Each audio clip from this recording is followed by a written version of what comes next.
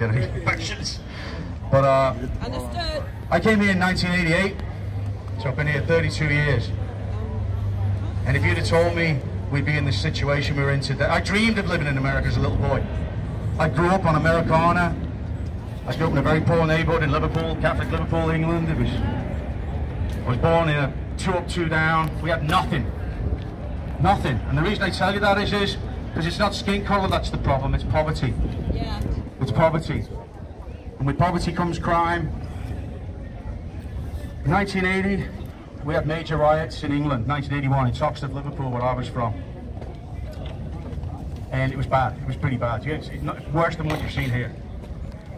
And it was the same issues that people are fighting today. There was systemic racism in England at the time, not as much. And we had what was called sus law, where the police were a bit heavy-handed, and they were. And today it's completely different. But without those policemen and women, we wouldn't have what we have today in England, because it would be burnt down. Right. They burned down our cities. I don't know if any of you remember that, maybe I'm just showing the age here. But the whole country was up in smoke. Everybody. You're Kelly, right? Kelly Stewart? That's you? Okay, you're the person that's putting everybody's photos up on the internet? Is that you? Okay, could you not do that? I don't need you filming me, huh?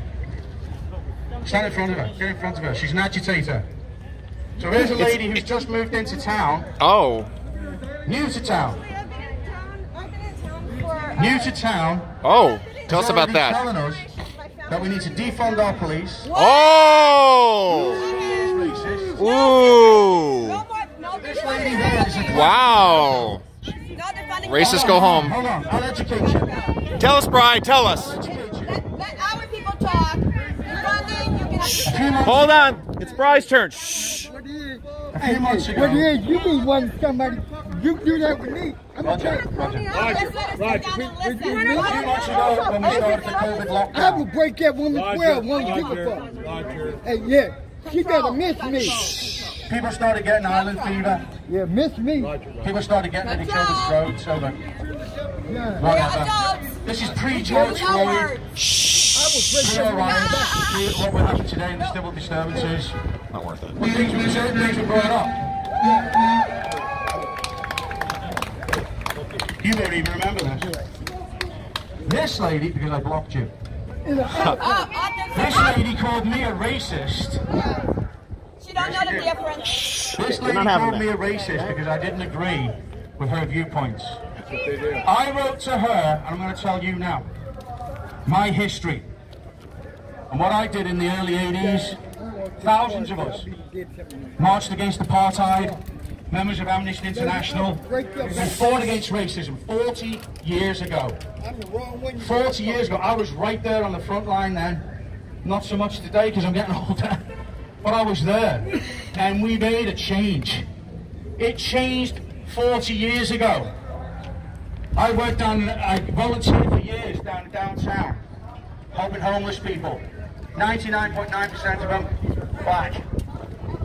On alcohol, drugs, mentally ill. Nobody went down there. I went down there with others. I'm white. I didn't see color. I didn't. I explained all this and more, which I'll tell you, and I wrote it down. This lady started calling me a racist. I'm a racist. Started calling me a racist for helping black people. Wow. This lady has never done anything for anyone. When was the last time you or any of these people here volunteered to help the black community? Yeah, exactly. Never. You did nothing. Never. Never. Hypocrites. This, she just said to me, I'm not repeating what this lady just said. It's okay. This lady just said to me, do you want a medal because you helped black people? He's lying. You heard it. Don't talk. Now her mask is off all of a sudden. Do I want a medal for that? No, I don't. because I got the satisfaction of helping another human being. What we are lacking today in America is unity. Yeah. Unity. Instead of saying to me, would you like a medal for helping or doing what I did and volunteered for 20 years ago? Why didn't you say to me, Brye Cooper, that sounds really cool that you did that. How can we all come together and make our communities better and stronger for everyone? You didn't say that. You said, you're a racist and do you want a medal? I was over here earlier talking to some kids over here, and I fear for these young kids. I do. They're our future, and they're being manipulated, divided, they're being told to... They're trying to get our kids to take the position of the adults. Kids need role models. They need to hear people like me. I just told somebody over there, they said, how old are you? I said, I'm in my 50s. They laughed at me. One of them over there put her finger up to me. Wow. She's 15! She's 50! I'm gonna get... Ha!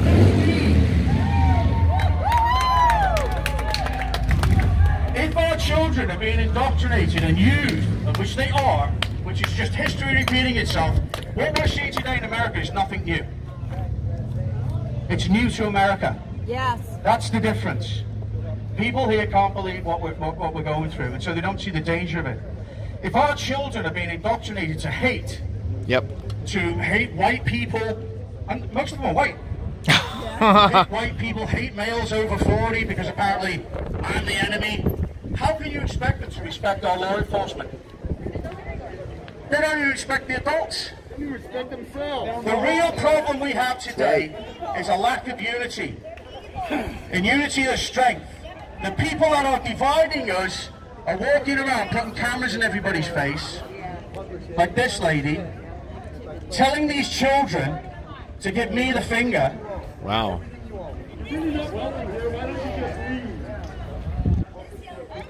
I've been here 32 years. I came to America. First place I landed, 1980, first time I came here, I landed in Miami, Florida. It was 1981, sorry. It was a year after the Miami riots. Everybody was on eggshells. I saw racism. I saw it then. It was here. I was standing in the Publix parking lot. Get out of here. You're not laughing here. Get out of here. Don't worry about it. Just don't give him attention.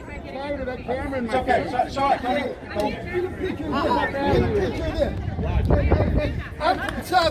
a picture of this, you dumb idiot. Yeah. Get a picture of this, you asshole. Oh. Get a picture of this. So that was 40 years ago. 40, actually no, what is it, 1980? Yeah. Almost. 40 That was 40 years ago. I stood at the Publix parking lot talking to a black man. I was 17 years old. My aunt came up to me, grabbed me by the arm and pulled me away and said, you can't talk to him. And I said, why not? She didn't tell me why, but I knew why. I knew why. We don't have that today. 1988 I moved here and then I took a jaunt around the country. I went and lived in Tennessee for a while. In the sticks, Oak Ridge, just outside Knoxville. I saw racism. It was still there then. It was. We weren't on the way up. We don't have that today. I'm telling you, it's not there. People keep saying racism is a white issue. Racism is a construct. It's not about skin color. It's about power. Yep. And it's used by evil men to justify. Racism is used by evil men to justify their overt actions against groups they want to conquer or don't like. And they use it to justify it to their own group. Racism is a construct. It does not exist. There is one race, the human race. So don't worry about it. It's fine. Guys! What we are lacking today, America's a melting pot. I landed in Miami in 1981. The doors opened to the airport. The heat was amazing. I grew up in rain. Headed into the city, the smells, the diversity. It was amazing. To me, coming from where I came from. It was amazing. And this was in 1981. By By the time I came back and emigrated in 1988, I still felt that way. And guess what? 32 years ago, we had none of this. So obviously we were on the up and up, right? The Watch Rights were in 1964, right? 65. That was the last time we had anything like that happen in America. Over race.